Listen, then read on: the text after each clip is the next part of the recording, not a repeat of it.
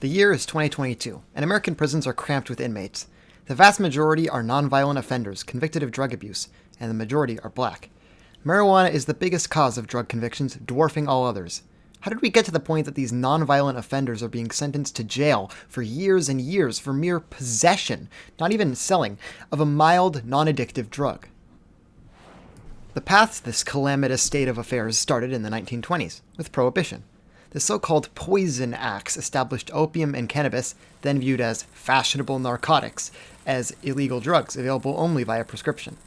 With the end of Prohibition, alcohol was decriminalized, but cannabis and other narcotics weren't. Part of this was common sense. Many narcotics, such as opium, were highly addictive and dangerous. But even then, cannabis was still viewed as relatively mild and non-dangerous, and was in fact even still available for prescription or from doctors until this happened.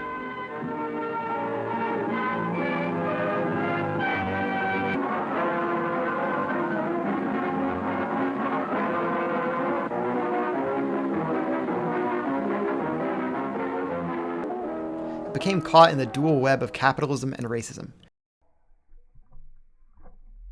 Starting in the 1930s, the Federal Bureau of Narcotics became headed by a man named Harry Anslinger, a shockingly, passionately racist opponent of marijuana.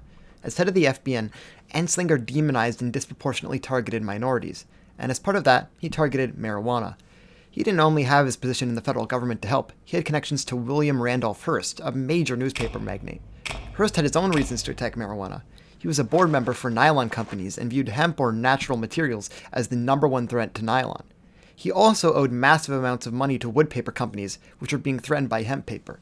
Together, they utilized mass media and government influence to demonize cannabis and its primarily black users as murderers and addicts.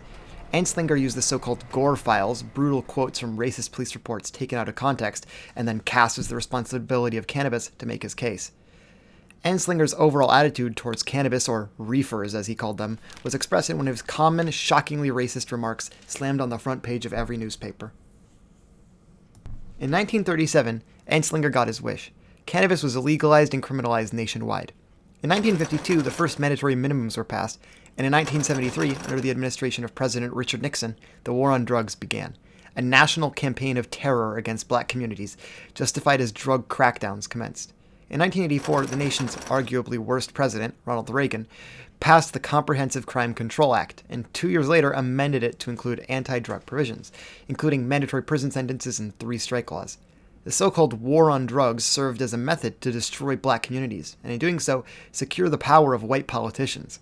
Black people were effectively stopped from building any generational wealth, and even when laws weren't biased against black people, marijuana, a harmless, non-chemically addictive drug, was treated as far, far worse than other addictive drugs like MDMA, primarily because it was used by the black population. Enforcement was racist instead. Nationwide, police agencies militarized, attacked, and destroyed black communities right up to the present day. It wasn't just systemic racism, but capitalism and corruption that led to the continued war on drugs.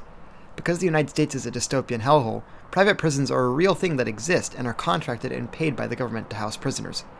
In order to secure continued business, private prisons put millions into lobbying agencies, aka legal corruption, to support mandatory minimum sentences and similarly draconic crime laws. The only reason you shouldn't do marijuana is because it's illegal.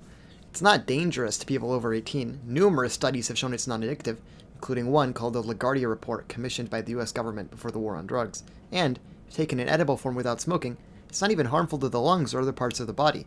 In fact, it's actually legal in 18 states.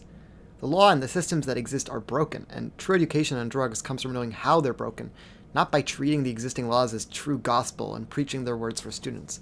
So, kids, feel free to do drugs. Just be smart about it.